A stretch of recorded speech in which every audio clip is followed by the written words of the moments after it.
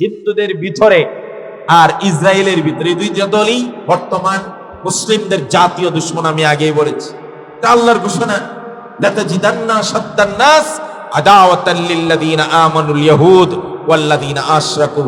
দুটি দল মুসলমানদের জাতীয় দুশমন, একটা হলো ইয়াহুদ আর একটা হলো মুশরিক। ইহুদিরা বর্তমানে সবচেয়ে বেশি ক্ষতি করছে ইসরায়েলে। আর ইহুদি রাষ্ট্র বলতে পৃথিবীতে একটাই রাষ্ট্র আছে, যদিও সেটা অবৈধ রাষ্ট্র, সেই রাষ্ট্রটার নাম ইসরায়েল। আর দ্বিতীয় দুশমন হলো মুশরিক, মূর্তি পূজারী, অগ্নি পূজারী। এদের স্থান হলো বর্তমানে সবচেয়ে বেশি ভারতে। গোটা পৃথিবীতে এই ভারত আর ইসরায়েল যেমন আমাদের দুশমন, রাসূলুল্লাহ সাল্লাল্লাহু আলাইহি ওয়াসাল্লাম বলেছেন এই দুই দলের বিরুদ্ধে যুদ্ধ করার জন্য দুটি দল আবির্ভাব হবে।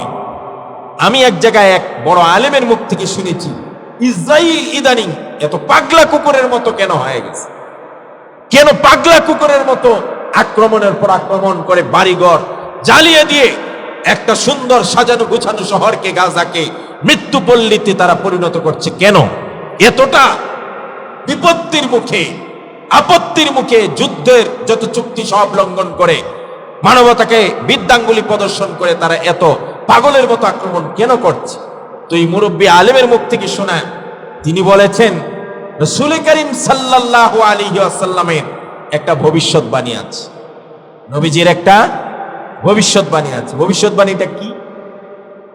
নবীজি সাল্লাল্লাহু আলাইহি ওয়াসাল্লামের ভবিষ্যৎবাণীটা এমন, এই ইহুদি রাষ্ট্র, ইহুদিরা যখন কোন রাষ্ট্র গঠন করবে, বিশেষ করে ইসরায়েলে, এদের স্থায়িত্ব হবে সর্বোচ্চ 80 বছর। এই রাষ্ট্রের স্থায়িত্ব কয় বছর হবে? সবাই বলেন না, কয় বছর? 80 বছর যদি হয়, ইতিহাস বলে ইসরায়েল রাষ্ট্রের প্রতিষ্ঠাকালীন থেকে হিসাব করলে বর্তমানে তাদের বয়স 77 বছর হয়ে গেছে। কয় বছর? কথা বলেন না, কয় বছর? 77 বছর যদি হয়ে যায় তো 80 হইতে আর কয় বছর লাগে? 3 বছর। এটা তো তারা ভালো করে বুঝে। মুহাম্মদ সাল্লাল্লাহু আলাইহি ওয়াসাল্লামের ভবিষ্যৎবাণী যদি সত্যি হয়, তাহলে 77 থেকে 80 হইতে আর মাত্র 3 বছর। তার মানে 3 বছরের ভিতরে আমাদের রফা দফা হয়। তাহলে যাতে আমাদের পতনকে ঠেকানো যায়, তাদের এই ধ্বংসকে রক্ষা করা যায়, নবীজির সেই ভবিষ্যৎ, ইহুদি রাষ্ট্র 80 বছরের ভিতরে, 80 বছরের পরে টিকবে না, ধ্বংস হয়ে যাবে। যদি সত্যি মুহাম্মদের সেই ভবিষ্যৎবাণী সঠিক হয়, তাহলে 80 বছর হইতে আর 3 বছর, আগামী 3 বছরের ভিতরে আমরা অস্তিত্ব থাকবে না পৃথিবীর মানচিত্রে। তাই আমাদের অস্তিত্ব রক্ষা করার জন্য সর্বশেষ চেষ্টা হিসাবে যা যা করা লাগে সব করব। প্রয়োজনে পৃথিবীর সবাইকে বিদ্যাঙ্গুলি দেখিয়ে হলেও, মানবতাকে পৃষ্ঠ প্রদর্শন করে হলেও আমরা আন্দোলন, অত্যাচার, নিপীড়ন করে গোটা ফিলিস্তিনকে দরকার হয় আমরা এখান থেকে উড়িয়ে দিব, তাও আমাদের পতন ঠেকাবো। কিন্তু একটা কথা মনে রাখবা, গোটা ফিলিস্তিনের মানুষকে হত্যা করলেও তোমাদের পতন কখনো ঠেকানো যাবে না। নবীজির ভবিষ্যৎবাণী মিস হয় না, কথা বলে ঠিক কিনা? সুতরাং এই জন্যই ইসরায়েলটা এখন এই পাগলা কুকুরের মতো মিস। আবার ভারতের বিরুদ্ধেও রাসূলুল্লাহর আরেকটা ভবিষ্যৎবাণী দেখেন না, একটা যে পাগলা সাংবাদিক, ও যে নেচে নেচে কি বলে, ইউরোপ থাকবে না, বাংলাদেশ থাকবে না, এই হবে না, সেই হবে না, কি বলে কি না, তারও পাগলা রোগে ধরছে। কি পাগলা রোগ? ওই যে রাসূল করিম সাল্লাল্লাহু আলাইহি কথায় কথায় কয় গাজওয়ায়ে হিন্দ, তাহলে গাজওয়ায়ে হিন্দের আতঙ্ক তাদের ভিতরেও, কথা বলেন না, যদি না থাকে ইসরায়েলের মতো এরা এখন আবার পাগলা কুকুরের মতো হলে কেন? নবী করিম সাল্লাল্লাহু আলাইহি সাল্লাম বলছেন, সাহাবাতানে আহরাজাহুমাল্লাহু মিনান নারি ইসাবাতুন তাগজুল হিন্দা। নবী করিম সাল্লাল্লাহু আলাইহি ওয়াসাল্লাম বলেন, দুটি দল জাহান্নাম থেকে মুক্তি পেয়ে যাবে যদি ওই দলের মধ্যে তাদের নাম লেখাইতে পারে। এর মধ্যে একটা দল হলো গাজওয়ায়ে হিন্দে যারা শরীক হবে, যুদ্ধে শরীক হওয়ার সাথে সাথে আল্লাহ তাবারাকা ওয়া তাআলা তাদেরকে জান্নাতি হিসাবে ঘোষণা করে দেবেন। অনেক যুবকদের মনের ভিতরে তামান্নার আকাঙ্ক্ষা, আমি যদি নবীর যুগে হতাম, আমি যদি সাহাবী হতাম, আমি যদি আলী, উমর, আবু বকর, উসমানের সাথী হতাম, তাহলে বদরের যুদ্ধে অংশগ্রহণ করতে পারতাম। নবীজি বলেছেন, যারা বদরের যুদ্ধে অংশগ্রহণ করেছে এরা প্রত্যেকেই জান্নাতি।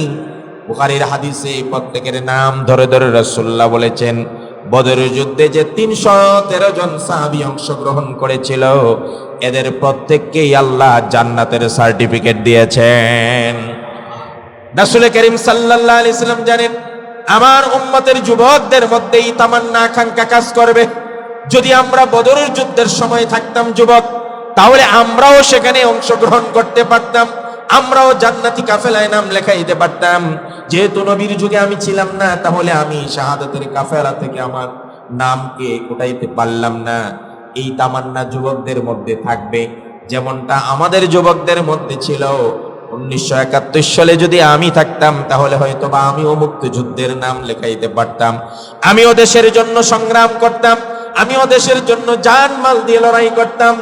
এই তামান্নার প্রেক্ষিতে আল্লাহ দ্বিতীয়বার আরো একটা যুদ্ধ আমাদের সামনে দিয়ে আসছেন, যেই যুদ্ধটা গত গণ অভ্যুত্থান 36 জুলাই মানে 5 আগস্টের সেই অভ্যুত্থান আর এই আন্দোলনের মাধ্যমে অনেক যুবকদের মনের পিপাসা মিটিয়েছে। কথা বলেন ঠিক কিনা? এখন রাসূল করিম সাল্লাল্লাহু আলাইহি সাল্লাম বলছেন, ও যুবকরা, তোমরা যারা আমার জমানায় হও নাই আর বদর যুদ্ধে অংশগ্রহণ করতে পারো নাই, তোমাদের জন্য একটা সুসংবাদ হলো, তোমাদের আমার পরবর্তীতে একটা যুদ্ধ হবে, হিন্দুস্তানের যুদ্ধ। যেই যুদ্ধে যারা অংশগ্রহণ করবে তাদেরকে আল্লাহ জাহান্নাম থেকে মুক্তি দিয়ে জান্নাতি কাফেলায় নাম লিখিয়ে দিবেন। এখন আমরা হুজুররা যখন সেই হাদিস বয়ান করি, আমাদের যুবকদের মধ্যে প্রেরণা, চেতনা, আকাঙ্ক্ষা, আশা কাজ করে, যদি আমার সময়ে সেই যুদ্ধ লেগে যায়, আমি সবার আগে অংশগ্রহণ করব, আমি না পারলে আমার ছেলেকে ওসিয়ত করব, তার সময় না হলে তার নাতিকে ওসিয়ত করে যাব। এইভাবে এই গজওয়ায়ে হিন্দের কথা আমার মুসলিম সমাজে চলতে চলতে এবার ভারতের কলিজার মধ্যে ঢুকছে। সাংবাদিক, বুদ্ধিজীবী, রাজনৈতিক, সরকার সবার ভিতরে এই বিশ্বাস এসেছে, মুহাম্মাদের কোনো ভবিষ্যৎবাণী মিস হয় না, মিস্টেক হয় না। সে আল আমিন, সে সত্যবাদী, সে চির সভ্যতার লোক, সে যা বলে সেটাই হয়। সুতরাং মুহাম্মদ যেহেতু বলছে গজওয়ায়ে হিন্দ হবে, আর গজওয়ায়ে হিন্দে ভারতের হিন্দুত্ববাদীর পতন হবে, তাদের চূড়ান্ত ধ্বংসলীলা দেখবে, তাই তারা তাদের পতন ঠেকানোর জন্য এবার মুসলমানদেরকে গোটা ভারত থেকে ছাঁটাই করার জন্য বিভিন্ন অজুহাত শুরু করেছে। আমরা মনে করি ভারত থেকে শুধু মুসলমান বিদায় করলেই গজওয়ায়ে হিন্দ ঠেকানো যাবে না, তোমাদের পতনও ঠেকানো যাবে না। গোটা বিশ্বের মুসলমান প্রয়োজনে সেই গজওয়ায়ে হিন্দে অংশগ্রহণ করে হলো তোমাদের পতনকে ত্বরান্বিত করবে। কথা বলেন। এই হলো দুইটা দলের দুই মাথা ব্যথার কারণ, আর এই দুইটা দল হলো মুসলমান বর্তমান বিশ্বের সবচাইতে বড় শত্রু। সুপ্রিয় ভাইয়ের আমার, আমি যে কথাটা বলতে চাই, শত্রু এবং দুষ্ট যদি কেউ চিহ্নিত না করতে পারে, তাহলে তার জীবনে চরম ভুল করবে। যাকে যে দুষ্ট মনে করে সে যদি হয়ে যায় তার দুশ্মন, আর যে দুশ্মন তাকে যদি বলে দুষ্ট, তাহলে তার দ্বারা সমূহ ক্ষতি হবে। সুতরাং আমরা যদি আগে আমাদের দুশ্মন আল্লাহর ভাষায় চিহ্নিত করতে পারি, তাহলে তা থেকে আমরা সাবধান থাকব। এই ইসরায়েল, এই ভারত সব সময় ওনা ভাসানী বলেছিলেন, যেই জাতি যত তাড়াতাড়ি জিনিস বুঝতে পারবে যে ভারত আমাদের চিরস্থায়ী দুশ্মন, এরা আমাদের কখনো দুষ্ট নয়, সেই জাতি তত তাড়াতাড়ি মুক্তি পাবে। কথা বলে ঠিক কি? এই জন্য দেশের প্রশ্নে, স্বাধীনতার প্রশ্নে, ইসলামের প্রশ্নে, মুসলমানের প্রশ্নে কোনো দল নয়, বিদল নয়, সবাইকে এই জিনিস মাথায় রাখতে হবে, আমার দুশ্মনকে আর আমার দুস্থকে। আজ ইসরায়েলের পণ্যগুলো আমাদেরকে কেন এত বুঝিয়ে শুনিয়ে বয়কট করার কথা বলতে হবে? আমরা দেখতেছি চোখের সামনে ইসরায়েলের প্রতিটি কয়েনের মাধ্যমে, আমার কিনা প্রতিটি টাকার মাধ্যমে এক একটা বোম তৈরি হচ্ছে, যেই বোম দিয়ে আমার মুসলিম মা বোনদের শরীরে আঘাত করে রক্ত ঝরতেছে। আপনি একটা ঠান্ডা খাচ্ছেন, যত ফোঁটা ঠান্ডা খাচ্ছেন মনে রাখবেন এত ফোঁটা রক্তই আপনার মাধ্যমে ইসরায়েল আমার মুসলমান মা বোন আর শিশুদের শরীর থেকে ঝরাচ্ছে। কথা বলেন ঠিক কি? আজ ফেসবুকে, নেটে সব জায়গায় ইসরায়েল এবং মার্কিনীদের পণ্যের একটা তালিকা দেওয়া আছে। মার্কিনেরা তো প্রকাশ্যে ইসরায়েলকে সাধুবাদ জানাচ্ছে এবং সম্পূর্ণ প্রত্যক্ষ সহযোগিতা করছে। আবার বিভিন্ন মসজিদের সামনে চার্ট দেওয়া আছে, কোন চার্টগুলা, কোন পণ্যগুলা ইসরায়েলি আর কোন পণ্যগুলা বিকল্প পণ্য। আপনার কি সমস্যা? বিকল্প পণ্য না গুণগত মানে একটু কম হলো, তাও তো আমি আমার বোন, আমার ভাই, আমার মুসলিম ভাই বোনদের জীবন রক্ষা করতে পারছি। উলামা পরিষদের পক্ষ থেকে একটা চাপ শীঘ্রই দেওয়া হবে, প্রতিটি মসজিদে মসজিদে টানিয়ে দেওয়া হবে। আপনারা এগুলো দেখে দেখে একটু সতর্ক থাকেন। আমি ইসরায়েলি পণ্য কিনবো না। আমার কোকা কোলা না খেলে কি হবে? আপনি একটু হিম্মত করেন, আপনার দুশ্মনের কাজ এটা। দুশ্মন যদি, আমাদের দেশে একটা কথা আছে যে দুশ্মন যদি ভালো কোনো জিনিস দেয়, এটাও খুব মনে রাখবে, এর ভিতরে তার কোনো শত্রুতা আছে। আমরা এটা সহজে বুঝি না কেন? সুতরাং সর্বদিক থেকে দুশ্মনদের যত কাজ, এই যে কাজগুলো আছে না, আমাদের গায়ে হলুদের কাজগুলো, এটা দুশ্মনদের কাজ। এটা হিন্দুয়ানি সংস্কৃতি। মুসলিমদের সংস্কৃতির মধ্যে গায়ে হলুদ নামে কোনো অনুষ্ঠান নাই। তো আপনি যদি না বুঝেন যে এটা হিন্দুদের কাজ, এটা আমার দুশ্মনের কাজ, এটা আমার ইহুদিদের কাজ, তাহলে আপনি পরহেজ করবেন কেন? রন্ধ্রে রন্ধ্রে ঢুকে গেছে। এই জন্য আমার ভাই, আমরা চিল্লাপাল্লা করি এই জন্যই, মুসলমানদের ঈমান, মুসলমানদের আকীদা, মুসলমানদের বিশ্বাস কিভাবে রক্ষা করা যায়, এটাই তো আমাদের দায়িত্ব। বলি জারিকা আলাইকা হাক্কুন, আমি একা মুসলমান হয়ে যাব, একা ইমানদার হয়ে যাব, আর একা জান্নাতে চলে যাব, এটা নয়।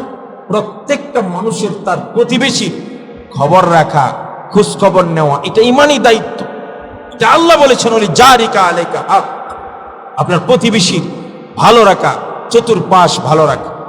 আমি তো আমার জায়গা থেকে যখনই দেখি কোনো জিনিস আমার এলাকায়, বাইমালের এলাকায় ক্ষতিকারক, যেটা আমার জন্য নয় ভাই, আমার জন্য নয়, আমার জন্য ক্ষতিকারক কি আছে? বড় জোর আমি আল্লাহর কাছে দায়ী থাকবো, আমি বক্তব্য দিয়ে দিলাম, আল্লাহ থেকে বুঝাইলাম জনগণ, কিন্তু ক্ষতিকারক কাদের জন্য? এখানে যে বা যারা বসবাস করে, হোক দেশি হোক বিদেশি, তাদের ছেলে, তাদের মেয়ে, তাদের ভাই, তাদের ভাতিজা, এরাই নষ্ট হবে, এরাই চরিত্রহীন হবে, এরাই নেশাগ্রস্ত হয়ে যাবে, জুয়াগ্রস্ত হয়ে যাবে যদি কোনো এমন আয়োজন হয়। আমি যখনই জানতে পারি, চেষ্টা করি যে এটার খবর নেওয়ার, এবং এটাতে যদি অবৈধ কোনো কাজ হয় সেটা প্রতিহত করার। এটা আমার একা দায়িত্ব নয়, এটা সকলের দায়িত্ব। আমাদের এখানে একটা মেলার আয়োজন হচ্ছে, শোনা মাত্র আমি এটার ব্যাপারে খবর নিয়েছি। খবর নিয়ে যতটুকু এদের কাছ থেকে আমি আশ্বস্ত হয়েছি, আয়োজকদের, যদিও মেলা জিনিসটাই ইসলামের সাথে যায় না। কারণ হলো, যতই আপনি বলেন মেলা মানি এই, মেলা মানি এই, অনেক সময় আমাদের অভিজ্ঞতার আলোকে বলছি, মেলার আড়ালে অনেক আপত্তিকর কাজ হয়। কাগজে লেখা থাকে একটা, ভিতরে পর্দার আড়ালে থাকে আরেকটা। আর পর্দার আড়ালের মানুষগুলো যারা জানে কোন সময় কোন কাজ হয় এবং কোন জায়গায় হয়, এটা বাহ্যত দেখা যায় না। যারা জোয়া খেলে এরা জানে জোয়ার আড্ডাটা কোন জায়গায় বসে, যারা মদ খায় নেশাগ্রস্ত এরা জানে কোন চিপায় গেলে মদ পাওয়া যায়। এটা আমি আপনি কেউ বলতে পারো। এই যে বাগিয়ায় যে মেলা হয়, এই বাগিয়ার মেলা কিসের জন্য? এটা কি মদ খাওয়ার আয়োজন হয়? মদ খাওয়ার উদ্দেশ্য হয়? জোয়ার উদ্দেশ্য হয়? এটা হয় উরস। কি একজন পিসাব আছে, উনার উরস। দেখেন কত পবিত্র জিনিস। তারা জিজ্ঞেস করে, না আমরা তো মেলা মানি, এখানে পুরুষ করি, কত ভালো জিনিস, ধর্মীয় কাজ, দোয়া দুরুজ হয়। কিন্তু আপনাদের অভিজ্ঞতা কি বলে? বাগিয়ার মেলায় শুধু কি উরস হয়? আপনারাই বলেন, শুধু কি উরস হয়?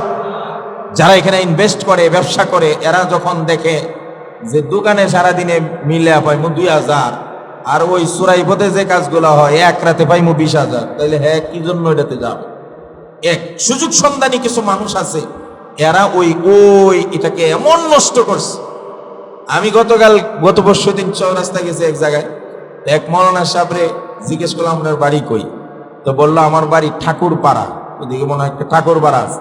পাশের চৌরাস্তার এক লোক বলেছে, ওই যে মদের আড্ডাখানা, মদ বানায় এখানে, আপনারা মদ যে বানায় এই বাড়ির। দেখেন, তার মানে ঠাকুরপাড়া বলতেই মদ, এটা মদের আড্ডাখানা, এটা যদি বোঝায়। বাগিয়ার মেলা বলতেই বুঝে এখানে নষ্টামি হয়। ঠিক আমাদের এলাকার জন্য এমন না হয়। যতটুকু আমাদেরকে আশ্বস্ত করেছে যে এখানে শুধু পণ্য বিক্রি হবে, শিশুদের জিনিসপত্র বিক্রি হবে, কসমেটিক বিক্রি হবে, যদি এইটুকুতে সীমাবদ্ধ থাকে, যেন আমরা ওনাদের সাথে কথা বলেছি, বারবার বসেছি, বসবো। আমরাও চাই যাতে বাইমাইল এলাকাতে জোয়ার কোনো আসন না আসে, নেশার কোনো আসন না আসে, নাচ গান, উদ্যম নাচ ইত্যাদি যেগুলো আপত্তিকর, অসামাজিক, এবং ধর্মের সাথে সাংঘর্ষিক, মানবতার সাথে সাংঘর্ষিক এগুলা যেন না হয়। এটা আপনাদের কাছ থেকে যদি তারা এইভাবে চলে, আমরা কপি সংগ্রহ করব, আরো কথা বলবো, হাজী সাহেবকে নিয়ে আমি নেতৃবৃন্দের সাথে কথা বলছি, আরো বলবো। যদি আমরা দেখি যে না এখানে কোনো আপত্তিকর জিনিস নাই, তাহলে আমাদের কোনো আপত্তি নেই। আর যদি কখনো দেখি বা আমরা খবর পাই যে তারা এই কথা বলার পরেও এখানে মদ জোয়ার দেদার সে সব হচ্ছে, তাহলে ইমানদার হিসাবে, মুসলমান হিসাবে যদি কোনো পদক্ষেপ নেওয়া হয়, তাহলে কে কে এই পদক্ষেপে একমত হওয়ার জন্য শরীক হতে রাজি? লিল্লাহে তাকবীর, লিল্লাহে তাকবীর। আল কোরআনের আলো, দিন ইসলাম, দিন ইসলাম। আমরা চাই এটা আমার জন্য না, আমাদের সবার ঈমান আমল রক্ষার জন্য এই জিনিসটা আমাদের করতে হবে। বলেন ইনশাআল্লাহ। আমরা আশা করব অন্ততপক্ষে আমাদের এলাকাকে আমরা সবাই মিলে সুন্দর রাখব। আমার ছেলে আমার মেয়ে যেন এই ধরনের কোনো বদ অভ্যাসে তারা পরিণত না হয়। দেখেন, ঠেকেল দিতে পারবেন না, ঠেকেল দিতে পারবেন না। যদি আপনার ছেলেটা নেশাগ্রস্ত হয়ে যায়, তাহলে মান সম্মান ইজ্জত আবরু ধন সম্পদ সব যাবে, কিন্তু আপনি আর ফিরে আসতে পারবেন। এই জন্য খারাপ হয়ে যাওয়ার আগে খারাপ হওয়ার রাস্তাগুলো আমাদের বন্ধ করতে হবে। বলেন ইনশাআল্লাহ। আল্লাহ সুবহানাহু ওয়া তাআলা আমাদের সকলকে সার্বিক বিষয়ে সজাগ দৃষ্টি রাখার, নিজের ঈমান, আশপাশের মানুষের ঈমান, এবং সবচেয়ে বড় কথা হলো আমাদের ইসলাম সবার আগে। আমাদের ইসলামের স্বার্থে দেশে বিদেশে এলাকায় যেখানে যা করা দরকার, সেটা আমার দলে হোক। আমাদের এলাকায় বিএনপির অনেক নেতাকর্মী আছে যাদের সাথে আমার গভীর সম্পর্ক। বলছি হুজুর আপনি, আমি নাম নিচ্ছি না, সকলেই আলহামদুলিল্লাহ আমার সাথে আছে, বলছি যে আপনি ইসলামের স্বার্থে আপত্তিকর এবং অন্যায় যেখানে হবে এখানে আপনি যা করবেন আপনার সাথে আমরা আছি ইনশাআল্লাহ। বলি এটা আমি সাধুবাদ জানাই এবং গর্বিত। আমি চাই, যেমন আমি এখানে বলছি, ইউনূস সরকারও এই পর্যন্ত ভারতের এই ওয়াকফ বিল আপত্তি জানাইছে কিনা আমার জানা নেই, আমি এই পর্যন্ত দেখি নাই, কিন্তু বিএনপি জানাইছে। এই জন্য তাদের ভালোটা আমাকে বলতো, যার খারাপটাও যেমন বলবো ভালোটাও কথা বলেন, বলবো কিনা। এই জন্য আমরা আছি ন্যায়ের সাথে, সত্যের সাথে, বলেন ইনশাআল্লাহ। আমরা আছি ভালোর সাথে, বলেন ইনশাআল্লাহ। আমরা যেই খারাপ করুক, যে অন্যায় করুক, উচিত ছিল বর্তমান সরকার যেখানে ভারতে আমরা ছোট্ট একটা বিষয়ে নাক গলায়, আর আপনি এত বড় স্বার্থ সংশ্লিষ্ট মুসলমানদের একটা বিষয় যেখানে হাজার হাজার মানুষ মারা যাচ্ছে, সেখানে আপনি মানে জোরালো ভাবে সরকারের পক্ষ থেকে এই বিলের উপর কঠিন আপত্তি জানানোর দরকার ছিল। কথা বলেন ঠিক কিনা? এটা অন্যায় হয়েছে।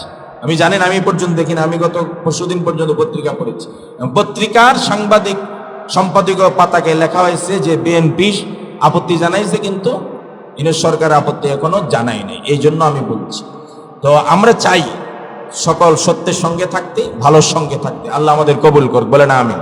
আর জোরে বলে না আমিন।